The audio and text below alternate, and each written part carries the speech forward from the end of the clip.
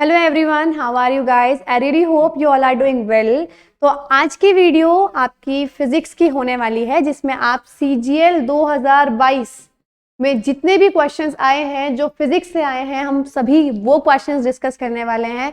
और बहुत easy questions हैं, सारे क्वेश्चंस का क्लास में ऑलरेडी कवर्ड हो चुके थे, तो मैं उम्मीद ये भी करती हूँ कि आपके सारे क्वेश्चंस ठीक गए होंगे। तो चलिए स्टार्ट करते हैं। लेकिन वीडियो स्टार्ट करने से पहले अगर आपने अभी तक हमारे चैनल को सब्सक्राइब नहीं किया है तो सबसे पहले चैनल को जाकर सब्सक्राइब कीजिए।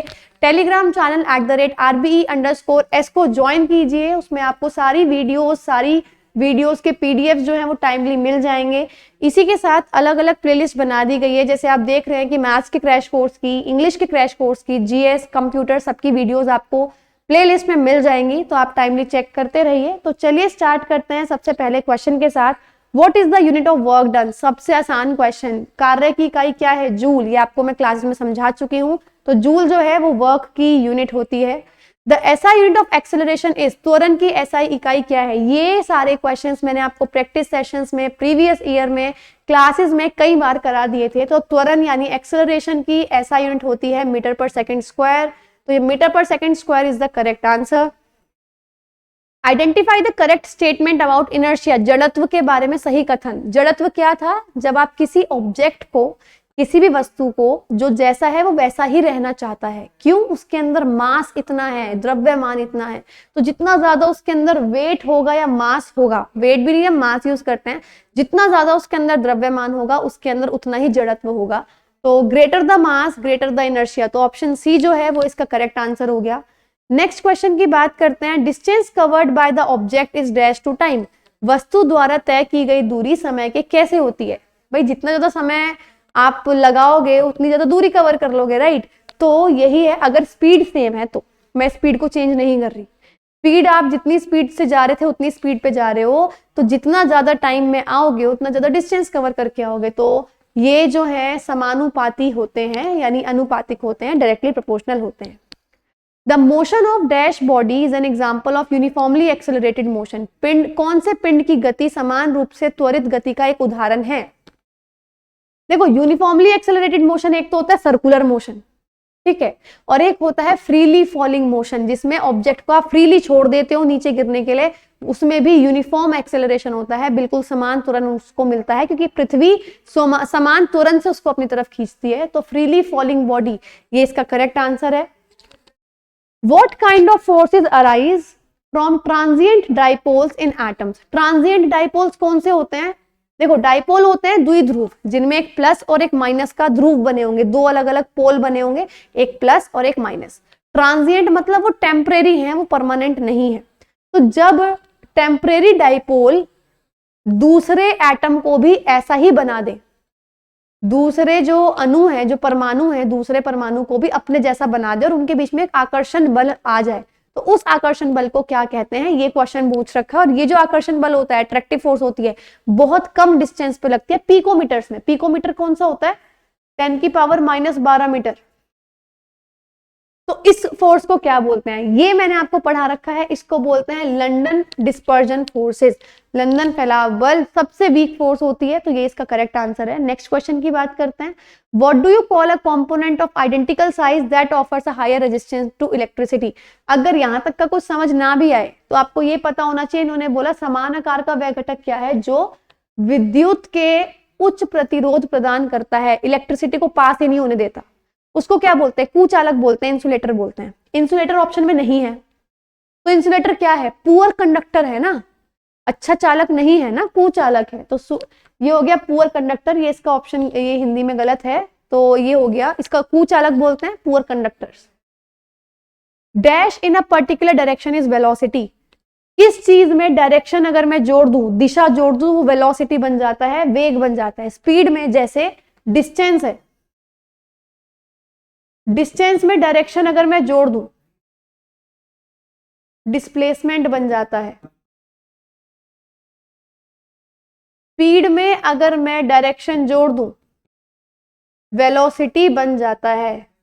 तो इसका करेक्ट आंसर क्या होगा? Speed. An electric current is expressed by a unit called. विद्युत धारा को किस इकाई से व्यक्त किया जाता है? सबसे आसान क्वेश्चन है, ampere. The SI unit of electric charge is, विद्युत आवेश की इकाई क्या होती है? वो होती है कूलाम। कूलाम यूनिट है इलेक्ट्रिक चार्ज की, यानी विद्युत आवेश की। Motion of an object is dash if its velocity is constant, अगर किसी की जो गति है वो बिल्कुल एक से जैसी है तो यानी उसमें क्या है? त्वरण नहीं होगा ना, एक्सेलरेशन नहीं होगा। एक्सेलरेशन का मतलब क्या है? वेलोसिटी में चेंज आना। तो जब उसकी गति बिल्कुल नॉर्मल है, वो चेंज ही नहीं हो रही, तो एक्सेलरेशन कैसा होगा? यूनिफॉर्म। या उसका मोशन कैसा होगा? यूनिफॉर्म, एक समान होगा, कुछ भी चेंज नहीं आएगा। Which of the following is not a conductor, इनमें से कौन सा अच्छा चालक? एक चालक ही नहीं है। हार्ड रबड़, रबड़ में से तो करंट पास हो ही नहीं सकता ना, तो यही आंसर होगा। कॉपर, सिल्वर, निकल, ये सभी मेटल्स हैं, धातु हैं, सब में से करंट पास हो सकता है। नेक्स्ट क्वेश्चन की बात करते हैं।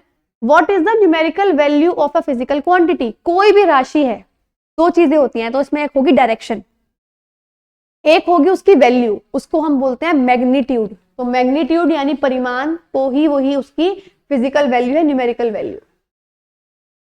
Which of the following is a unit of distance? इनमें से दूरी की इकाई क्या है? देखो, न्यूटन हो गई फोर्स की, बल की, वॉट हो गई पावर यानी शक्ति की, जूल हो गई वर्क यानी कार्य की, लाइट ईयर है डिस्टेंस की यूनिट। तो दूरी की जो इकाई हो गई वो कौन सी है? लाइट ईयर यानी प्रकाश वर्ष। इनमें से किसकी यूनिट मीटर पर सेकंड स्क्वायर है? ये बिल्कुल सेम क्वेश्चन है जो अभी स्टार्टिंग का सेकंड क्वेश्चन था। त्वरण की इकाई है ये, एक्सेलरेशन की ऐसा यूनिट होती है। The motion of a body along a circular path is an example of, अभी मैंने बताया था एक्सेलरेटेड मोशन के, त्वरित गति के दो आपको एग्जाम्पल बताए थे, एक तो फ्री फॉल और एक सर्कुलर मोशन। तो सर्कुलर मोशन कैसा है? एक्सेलरेटेड मोशन है, त्वरित गति है। What is the commercial unit of electric energy? ये कई बार मैंने आपको क्लास में समझाया है, मोस्ट इंपॉर्टेंट क्वेश्चन है। कमर्शियल यूनिट जो आपकी व्यावसायिक इकाई होती है वो क्या होती है? किलोवाट आवर, किलोवाट घंटा ये होती है। तो kilowatt hour is the correct answer. Dash time graph shows speed, graph भी आपको समझाए थे, बहुत आसान याद करने। स्पीड का फॉर्मूला देखो, चाल का फॉर्मूला क्या होता है? डिस्टेंस यानी दूरी बटे समय। तो इसका ग्राफ भी इन्हीं दोनों के बीच में बनेगा। टाइम इन्होंने यहां लिख रखा है, तो क्या ऑप्शन बचा? डिस्टेंस। तो डिस्टेंस टाइम ग्राफ पे ही आप क्या बताते हो? स्पीड बताते हो। अगर Q चार्ज को डिनोट कर रहा है, आवेश को डिनोट कर रहा है, T क्या है? समय है, तो बताओ इक्वेशन कौन सी सही होगी? ये सही कर लीजिए, I बराबर Q बटे T है, जहां पे I क्या है? करंट, यही करेक्ट आंसर है। करंट क्या होता है? विद्युत धारा क्या होता है? कितना आवेश पास होगा कितने समय में, तो I बराबर होगा Q बटे T के। तो ये इसका करेक्ट आंसर है। नेक्स्ट क्वेश्चन की बात करते हैं। Dash is a change of position, अगर मेरी स्थिति में परिवर्तन हो रहा है, मैं अभी यहां खड़ी हूं, अब मैं यहां आ गई हूं, तो यानी मैं किस चीज में हूं? मोशन में हूं, मैं गति में हूं। तो ये इसका किसका एग्जाम्पल है? मोशन का एग्जाम्पल है। Who founded the value of G, capital G के मान की खोज किसने की? तो देखो, जी की वैल्यू कहां पढ़ी थी आपने? ग्रेविटेशन, गुरुत्वाकर्षण में पढ़ी थी। पूरी धरती के लिए छोड़ो, पूरे यूनिवर्स के लिए, ब्रह्मांड के लिए एक ही है। 6.67 इंटू 10 की पावर -11 न्यूटन मीटर स्क्वायर पर केजी स्क्वायर, ये वैल्यू है। किसने इसको ढूंढा? हेनरी कैवेंडिश ने कैलकुलेशन की थी। तो हेनरी कैवेंडिश जो है वो करेक्ट आंसर है। Which measuring instrument consist of a metal triangular frame on 3 legs, 3 legs होते हैं, use to measure radius of curvature. ये कितना गोलाई है? किसी भी स्फेयर की, गोले की कितनी गोलाई है, रेडियस पता लगाने के लिए आप इंस्ट्रूमेंट यूज करते हो। 3 पैर होते हैं, इसको बोलते हैं स्फेरोमीटर। किसी भी गोले की रेडियस को नापने के लिए, त्रिज्या को नापने के लिए स्फेरोमीटर का यूज करते हैं। यहीं से पता लग जाना चाहिए, ये आ रहा है ना कि जिनकी शेप स्फेरिकल होती है, गोलाकार होते हैं, उनके लिए नापने के लिए स्फेरोमीटर का ही इस्तेमाल किया जाता है। The SI unit of speed is, चाल की SI इकाई क्या है? SI इकाई मीटर पर सेकेंड। आप देखो, चारों की चारों यूनिट से आप स्पीड निकाल सकते हो, लेकिन SI इकाई क्या है? मीटर पर सेकेंड। तो option C is the correct answer. तो गाइज, ये थे फिजिक्स के क्वेश्चन। मैं उम्मीद करती हूँ आपके पेपर में बहुत सारे क्वेश्चंस जो हमारी क्लासेस में थे, उसी में से सारे क्वेश्चंस जो हैं वो हमने कवर कर रखे हैं। तो आपका एग्जाम अच्छा जाना चाहिए। जिन्होंने हमारी क्लासेस अटेंड नहीं की थी या जिनको अभी लग रहा है कि क्वेश्चंस उसमें से आए हैं, हमें करनी चाहिए, आप बिल्कुल हमारे सबसे पहले टेलीग्राम चैनल को ज्वाइन कर सकते हैं, इसी के साथ आरबी एप्लीकेशन को डाउनलोड कर सकते हैं। हमने बहुत इंपॉर्टेंट उसमें ऑफिसर बैच जो है वो लॉन्च किया है, जिसमें सारे सब्जेक्ट्स, एग्जाम ओरिएंटेड प्रिपरेशन है, प्री रिकॉर्डेड वीडियोस हैं, सारे सब्जेक्ट्स आपको बहुत रीजनेबल प्राइस 1999 में 9 मंथ्स की वैलिडिटी के साथ मिलेंगे। अगर आपको इंडिविजुअल सब्जेक्ट के बारे में पढ़ना है तो मैथ्स का द्रोणाचार्य बैच सर ने लॉन्च किया है, जिसमें सारी वीडियोस सब कुछ आपको एग्जाम फोकस बैच है। इंग्लिश का अमन त्रिवेदी सर का है, जीएस का मेरा और शिवम सर का है, और साथ ही रीजनिंग का हैप्पी राव सर का है। तो आप बिल्कुल प्रिपेयर कर सकते हैं। तो आज ही एप्लीकेशन को डाउनलोड कीजिए और ऐप में बैच में एनरोल कीजिए। आज की वीडियो के लिए इतना ही, मिलते हैं अगले वीडियो के साथ। Thank you so much and have a very nice day.